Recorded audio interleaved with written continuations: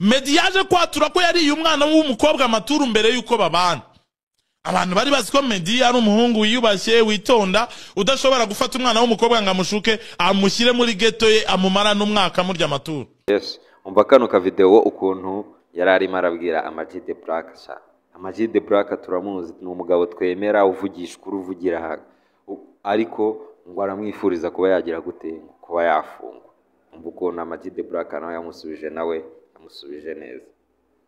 Anera umutima mubi wo kujya mu murongo wa Junior wo kuvuga ngo ugi wawa. Urucira mukasoro gatwara nyoko. Ni izina ry'Imana ndakubwiza ukuri ko ntazongera kwita baribu bambwira ngo navuze umuhanzi. Wambwa cyane. Nzajya niryamira bansanga iwanjye mu rugo baze banyambika mapingu mu modokari yabo. Hariho igihe ureba umuntu ibintu avuga kuvuga ati ariko se yabivuze ari musima. Noneho kwagukeka muri rya perereza twaje no kumupimisha ibiyobyabwenge dusanga akoresha urumogi. Sabe ni wowe ndimo kuganira nawe, ndimo ndagana n'umutima, ndimo ndavugana n'umutima wawe. Ibyo wankoreye urabizi, ibyo wamvuzeho urabizi, abo wanduje ukabanyanduza bakanyanga urabazi. Ndagira ngo twumve kano ka video Umurongi Saba avuga ngo nushaka guhangana nanjye uzahomba. Ariyo mpamvu natekereje nkavuga ni ibi bintu birimo ibintu by'akagambane kubera icyo umuhungu wacu Yago adakora nkavuga ni Big Energy stand up. Yes, rakuzuza kandi nkwifurize ibihe byiza kuri Kisimbi TV. Nizere yuko umeze neza, nizere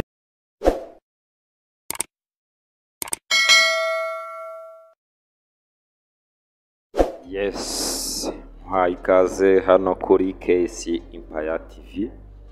Mushimira wowe wakoze subscribe hano kuri KC Empire TV, nawe ukomeje gukanda subscribe ndabashimira. Nge rero uko mubimenyereye ni Cassien, tukaba tugiye kubana mu busesenguzi. Yes, nkanjye nka Cassien nicaye ndareba nsanga harimo ikibazo. Isimbi TV yarongeye iratangiza, umuntu bita Murongi Saba yaragarutse ku Isimbi TV ariko yaragarutse Yago arabura. Ese namwe mwarabibonye? Ngira ngo tuze kubana muri iki kiganiro. Noneho ikindi kintu nicaye ndareba, turavuga no kuri kese ya Fata ku Mavuta watawe muri yombi n'urwego rw'ubugenzacyaha RIB bagasanga anakoresha urumogi ngo ku kigero gisanzwe akaba ari kuri 0.20. Yes, tuze kugenda turebe ku bintu Yago ku itariki 16 z'ukwezi kwa 10 byari kuwa gatatu nibwo aheruka gukora ikiganiro agikorana n'uwo bita Theo n'undi bita Habastyle. Yes, hanyuma ku itariki 19 nibwo umuntu bita Sabe ku Isimbi TV, ubwo ku itariki 19 hari hashize iminsi 3 z'ukwezi kwa 10 nibwo nawe yagarutse ku Isimbi TV. Ari nabwo kuvuhera icyo gihe umuhungu wacu Yago tutarongera kumubona. Ngira ngo Big Energy stand up. Tugiye gutangirana rero mu bushishozi n'ubusesenguzi nkanjye nka Cassien mba nakoze kugira ngo turebere twese hamwe niba koko ibyo naketse ari ukuri. Turatangirana wenda n'iyi video aho Murongi Saba yaje arimo aravuga ko ngo atatanga miliyoni n'ibihumbi magana ngo kubera yuko ngo abantu bagize gute ngo bamuvuze. Reka twumve. Komanteri nyine niba ariko bakomanteri unuka cyangwa inshinege ndakubwiza ukuri uzahomba. Ndakubwiza ukuri uzahomba mukabyara. Rimwe na magana abiri koko muragendera rimwe kubera yuko umuntu yanotse. Okay, ndagira ngo twese turi abantu bakuru twese twarabibonye hazamo wa musenzi mwigeze kubona wa mutipe w'umusekirite kuri hoteli yaba wenda Irene na Bruce Melody batarigeze kumutwereka kandi twari bubyemera ngo niwe wari wasimbutse igipangu umuntu w'umusekirite twese ko tumuzi yari yagiye hari kwa ngwino ndebe gukora iki yari yagiye gukora iki niba atari Sabe azavuga ngo ntago ari Sabe wasimbutse ngo niwe wasimbutse ngo yaravunitse ese ibuka igihe hazaga wa mama avuga ngo yaritegereje neza ngo ntago yabonye ari Sabe nk'ibintu nk'ibyo none agarutse mu kiganiro yivuguruza avuga ko ngo atatanga amafaranga ngo kuko bamuvuze ibyo bintu nibyo ntabwo njye mbyizera noneho ndagira ngo wumve ahangaha aho ntuza Yago yari arimo kugira gute kubwira Sabe ngo amusaba imbabazi agaruka mu kiganiro agira gute amubwira ngo nushaka guhangana nanjye uzagira ate uzahomba kandi kuva aho yagarukiye yagutwara mubuze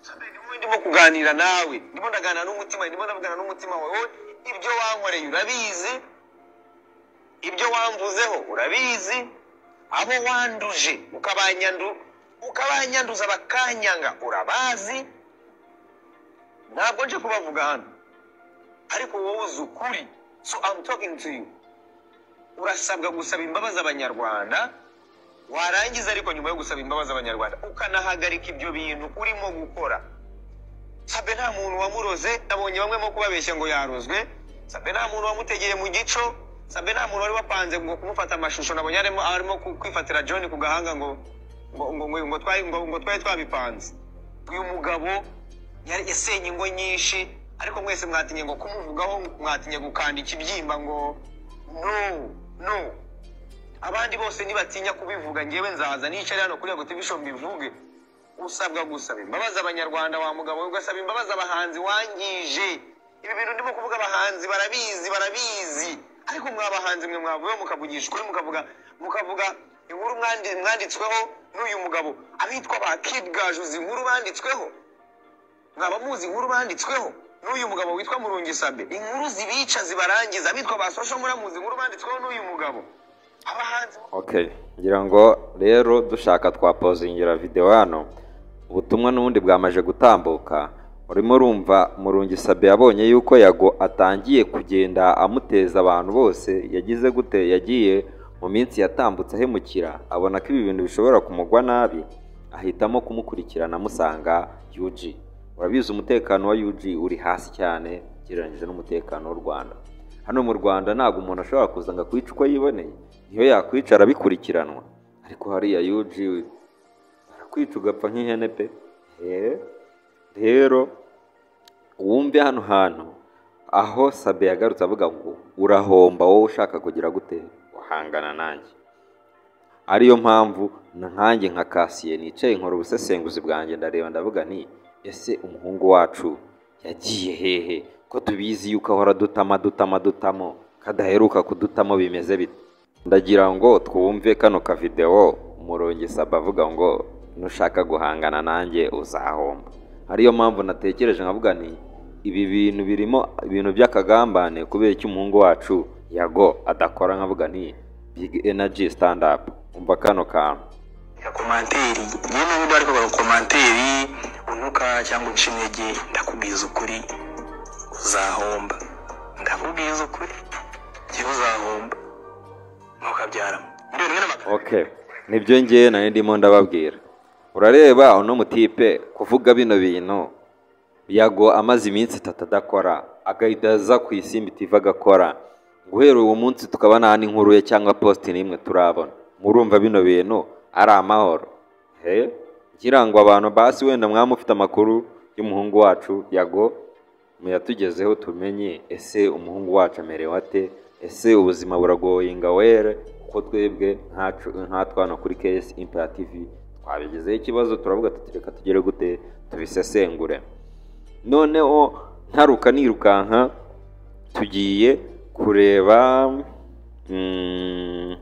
tugiye guhita twinjira kuri kese y'umuntu bita Sengabo Jean Bosco. Aho aheruka gushyiraho ikiganiro, gukorana ikiganiro na Jihad ku itariki 27 z'ukwa munani, avuga ngo ni munshime mu rutwe, ngo munshime mu rutwe, ngo ndingage inkuru mu murwa, ngaya magambo ngo naza kuyavuga, akarangira avuze ngo ntago azongera kwitaba urwego rw'ubugenzacyaha RIB, ngo azajya baza ngo bamutware mu modoka ye, mu modoka ya RIB, ngo bamushyire amapingu ngo agenda ry'umunyenga, ngo ajye kwa imvungure mageragere. Ngira ngo tere hamwe hano ubwo yicaraga mu kiganiro ba Jihad bakamushuka bakamukoresha mu nyungu zabo, bikarangira saha y'uyu munsi aho Dr Murangira Thierry yatanze ikiganiro kuri RBA, kuri televiziyo nkuru y'u Rwanda, avuga ko ikigo cy'igihugu gishinzwe gupima ibiyobyabwenge Rwanda Forensic Institute cyapimye fata ku mavuta kikamutsangamo ikigero cy'urumogi ruri hejuru, aho ngo mu bipimo bisanzwe ari hagati ya 0 na 20. Reka dutangire wenda wumva hari ahantu aho yavuze ko atakitaba urwego rw'ubugenzacyaha RIB, aho yakoranye ikiganiro n'umuntu bita Jihad. Umva kano ka video. Izina ry'Imana ndakubwiza ukuri ko nazongera kwitaba RIB bambwira ngo navuze umuhanzi. Wambwa zajya mbireka, zajya niryamira, ansanga iwanjye mu rugo baze banyambika amapingu mu modokari yabo, nayo nyijyemo umunyenga banjyane bankoresha ibyo bashaka. Okay, ngira ngo ahangaha urimo urumva wa mugani, ntago wavuga ibi bintu uzi ubuyobozi bw'igihugu cyacu ukuntu bwubakitse kandi bukora neza, ugashaka kwigomeka ku gihugu ufite mu mutwe hari nomo. Ibi ngibi akenshi biterwa n'uburwayi cyangwa se kuba hari ibindi bintu by'ibiyobyabwenge waba ugira gute waba ukoresha. Noneho ngira ngo duhite twihuta, ntago nshaka ino video iraza kuba ndende, turebera hamwe hari ahantu aho umuvugizi w'urwego rw'ubugenzacyaha RIB yatanze ikiganiro kuri RBA avuga ko basanze fata ku mavuta mu ikigero kiri hejuru cy'ibiyobyabwenge. Ngira ngo tumaze kubonaho urugero rumwe rw'uwitwa fata ku mavuta ukurikira. Ntabwo ariyo maze, iyo niyo zina rya hariya, ni izina ry'uburenganzira Sengabo Jean Bosco. Twavuze ibintu bijyanye n'imico y'umuntu, ariko hariho n'ibindi, hariho igihe ureba umuntu ibintu avuga ukavuga ati ariko se yabivuze ari muzima.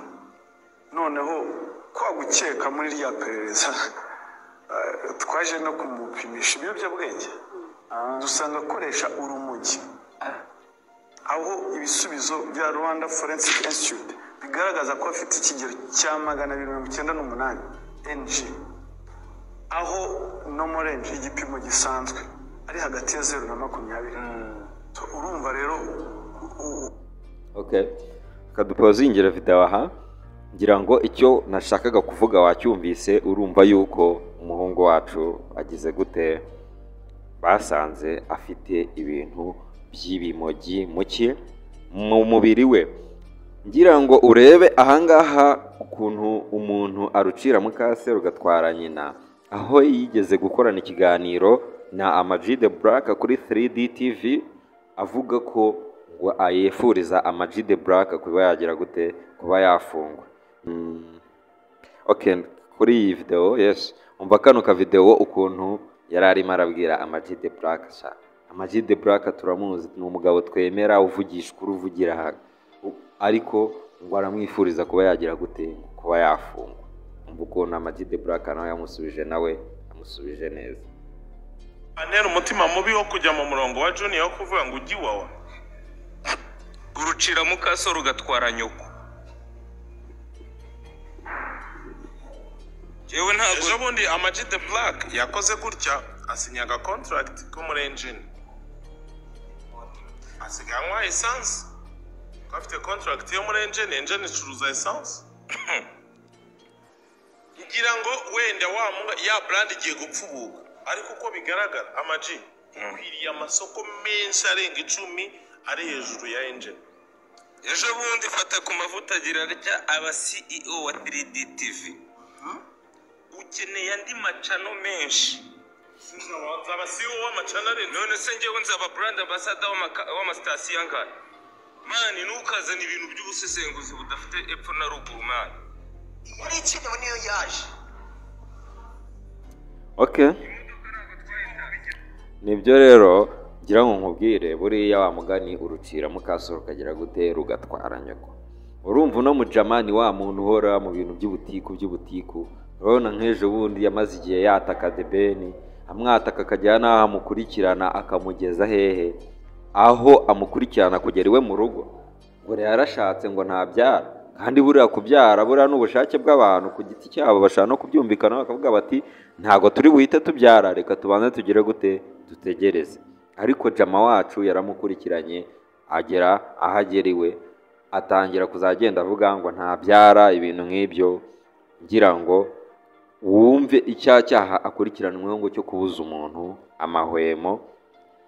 Nk'ubu ngubu kandebe wenda niba hari akavideo ndi bubone okay, mise mbona kariya yamuvugaga ku bintu bijyanye n'ubukwe ngo yakoreye hehe ngo agiye gukora ngo igitaramo yakoreye mu Burundi ngo cyarafeyirinze ngo n'ubukwe bwe buzajya gute buzafeyiringa. Nyuma yo kuvuga ibyo yaragarutse aza no kwinjira mu mubana wabo ngo ntibabyara. Umva kano ka video. Iyo ndirimbo muri kuvuga bana ya Safina Prisizi kureka izi ndirimbo nkigira muri gospel izi ndirimbo iyi ndirimbo twakora guha ati se kubera icyo ati ni icyaha ati ni icyaha uburyo agahinda ke yaje kugatura i Kigali. Ariko nanone ikibabaje nuko ubukwe bwa The Ben buzaba kajagari buzaba kavuyo nk'ira concert yakoreye hehe i Burundi kubera ko abantu bateguye ira concert itaragenze neza ni nabo bari gutegura ubukwe bwande bwa The Ben. The Ben nabanza yishyura utudeni twato na atafite muri iki ko The Ben abantu bibagirwa ko n'umuntu wo mu Gatenga. Okay, akangaka bagira ngo wumve ukuntu no mucama yaramaje kurengera kandi bano batipe abaguma agenda avuga n'abantu bakoze kandi batajya babasha kugenda basubirikanya n'abantu mu magambo. Ngira ngo twihuse duhite twumva wenda no kuri akangaka ako yavuze kuri Meddy umva uburyo arengera. Tuvuye kuri Ama-G The Black dukurikijeho The Ben dukurikijeho Meddy n'abandi bantu benshi yagiye avuga. Nzakomeza kugenda ntokinga iyi industry nyarwanda irimo uyu mwanda kugira ngo aba batipe niba uvuze umuntu muvuge mu byiza cyangwa niba unamuvuze mu bibi muvuge uyu munsi umureke. Apana kumubuza amahwemo ukamukora ikiganiro uyu munsi ejo ukongera ukamukora ikindi kiganiro ejo ukongera ukamukora ikindi kiganiro ntago ari byo. Okay, katwumve kano ka video aho yavuze kuri Meddy ngo yaryamanaga ngo yamaranye umwaka muri ghetto ngo n'umuntu uza ngo n'umukobwa ngo amurya amaturi ibintu nk'ibyo. Wumve kwa kugenda wangisha umuntu abantu. Meddy yaje kwatura ko yari umwana w'umukobwa amaturu mbere yuko babana. Abantu bari bazi ko Meddy ari umuhungu wiyubashye witonda udashobora gufata umwana w'umukobwa ngo amushuke amushyire muri ghetto ye amumara n'umwaka amurya amaturu. Gusa icyo dushimira Imana nuko Ngabo Jebel Meddy yabaye umugabo umwe mu byamamare byo mu Rwanda uhagaze ku maguru ye akavuga uburyo yakubitwaga n'umugore we. Urugo rwe rwari dojo, urugo rwe rwari zirara zishya, ayishura uburyo yanywaga inzoga yarangiza gusinda ndetse akazinywesha n'umugore we, ayishura uburyo umugore we atarazi Yesu Kristo atarazi Imana, ariko nanone Meddy ntabwo yari yaduhishurira umugore w'ibyo yasengaga. Bukurikiraho Meddy noneho ashobora kuzirekura agahishura ibivugwa mu muziki nyarwanda birimo abapfumu birimo abarozi birimo ubugambanyi. What do you think what Meddy ari kukubwira ati ngiye ku bapfumu? Ibaze uyu mutipe wacu. Namwe murabyumvise. Ngi rero wateguriye iki cyegeranyo wanakibagejejeho ndi Cassien. Nk'uko mubimenyereye tuzakomeza kugenda tubana mu biganiro nk'ibi ngibi ndetse n'ibindi byiza kurushaho. Nkushimira mwe mukomeje gukanda subscribe hano kuri Case Empire TV, komeza kubana nanjye, ndabakunda. Ciao ciao, hasta la vista, bye, Imana ibarinde.